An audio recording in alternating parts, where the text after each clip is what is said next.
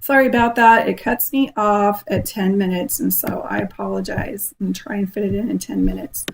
So I was at this part where the values are tribalistic, magic, mystery. The problem that emerges, so you can imagine as we enter, as we move from beige into purple, things get a little bit better. The community is working together. But what happens is there begins to be conflict and there has to be a solution. So the problem becomes I don't want to be controlled and forced to join the group. So do you feel there's some autonomy needing to emerge again? I need to know my individuality. That masculine energy starts to have its way, and it's wanting to grow, wanting to have its way within us to help us grow. We become unadaptive, over-conforming. Otherwise, we can't think for ourselves. We're so enmeshed in the community and the tribes and in their traditions and in their ways. We can't think for ourselves and we can't move forward. If we get trapped in tradition, there's no progress. And there's, like I said, there needs to be more autonomy. So the percentage of the planet right now, it's been estimated through these observations and testing and watching these cultural dynamics, is 10%. 10% are at the mystical, magical level. Again, there are Aboriginal tribes that are still very much at this level. There's still hunters and gatherers. There are some that are still very much into different kind of practices as far as casting out evil spirits and as far as thinking that there's bad omens and that everything that happens to you is evil. We still have that very much going on in our world, and that's 10% of the population. And even though there's 10% of the population, they still are very limited in their resources and their believability to the people who are thinking maybe in a higher order thinking, or who might more scientific. They don't tend to listen to the mystical, magical people anymore, even though they used to be the ones that they would go to for the information. Now they're turning more to logic, and they're turning more to statistics and more to science. And so it leaves this purple consciousness a little not very influential in society and in their ability to help solve problems. So let's move forward. Again, we're moving from this feminine energy. Now we're moving into the masculine again with the red. And the red is known as the warrior. What are they seeking? They're seeking their individuality. Who am I? They're bold, courageous. They want to exercise their power. They want to test their limits. What am I made of? They want to find their place in the pecking order of life. They don't want to be told no. So as your child develops, I think it's like the terrible twos. There's definitely some red energy there too, but also in your teenage years is mostly when that red will emerge. And that red is, I want to know who I am. I want to find my place in the world. I'm not going to mind mom and dad. I'm sick of what they're having to say. I won't be told no. I won't be let down. They have no sense of guilt because they're still not quite aware of how their actions affect other people.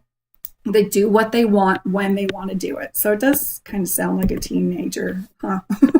So they have no boundaries or very little boundaries. They don't want to be told no. They don't want to be limited or restricted in any way. They want their autonomy. They're quick to see insults or get offended because they're so egocentric that they feel attacked and they think they need to defend themselves.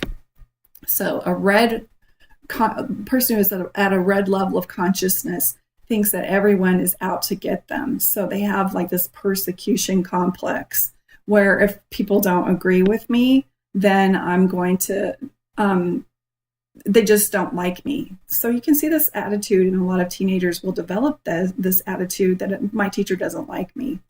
But it's not just in a person or a teenager. It can be with groups, like groups and religions will develop this attitude that people don't like our religion just because we're the only ones with the right way.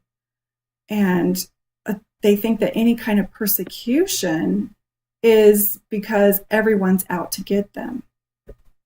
And so they're very defensive. There's rebellion against the tribe. Otherwise, I'm sick of you telling me what to do.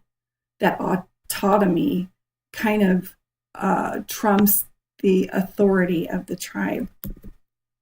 They want to challenge the authority. They want to challenge the boundaries. They want to know where they fit. Again, I want to run away from home. I want to protest. I want to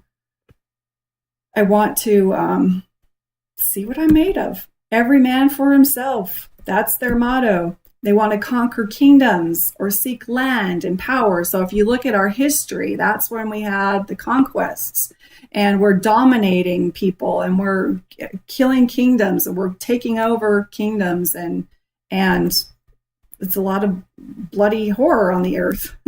So if you are in prison right now today, you probably are still struggling with a lot of red consciousness. If you're not, then you're dead, because it is about survival in there, and you have to be strong. And the reason you're in there is probably because you didn't have the sense of moral boundaries and you did some criminal act. But also, if you're in prison, in order to survive, you're going to have to still feed that red warrior. And that's why a lot of times prisoners just stay in that cycle over and over again. They have a hard time getting out. They're inspired by fear, and they manipulate others through intimidation. And we've seen this happen in communities and societies. And it's also in personalities, like in the narcissistic personality is still trapped in that red warrior consciousness, and they intimidate and manipulate others and try to dominate. So the leaders in this red consciousness, this red warrior consciousness, are the warlords, the dictators, the gang leaders, and the heroes. And we have all of those today. We have ISIS, very much is the red warrior consciousness. Any kind of terrorist group is just trapped and swirling in that red warrior consciousness. That's important to know. I don't want my video to end here too quickly. Anyways, their thinking is, again, egocentric. It's all about me and my progress and my place on the planet.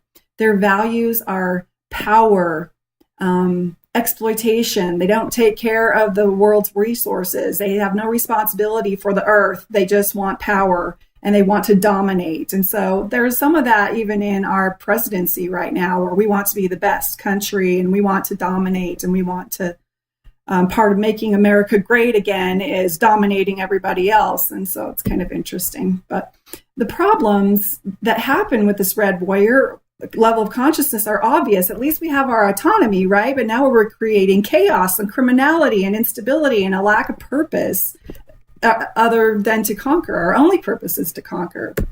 So as far as the planet goes, 15% of the population of the planet are still in this red warrior consciousness. Now, when I say that, it means we're all like swirling in these consciousnesses. It's not like one person is solidly red or one country is solidly red. It's that there seems to be a dominating consciousness around there, and that we're fluctuating in and out of these consciousness, but one will be more prominent than the other. So these red warrior types have 5% influence on the planet. So you probably noticed, as have I, that the terrorists really, they try to dominate, but the whole rest of the world is against them. Nobody wants the terrorists to win. And so, but they still have influence, 5% influence on the planet. Let's move on to the next one.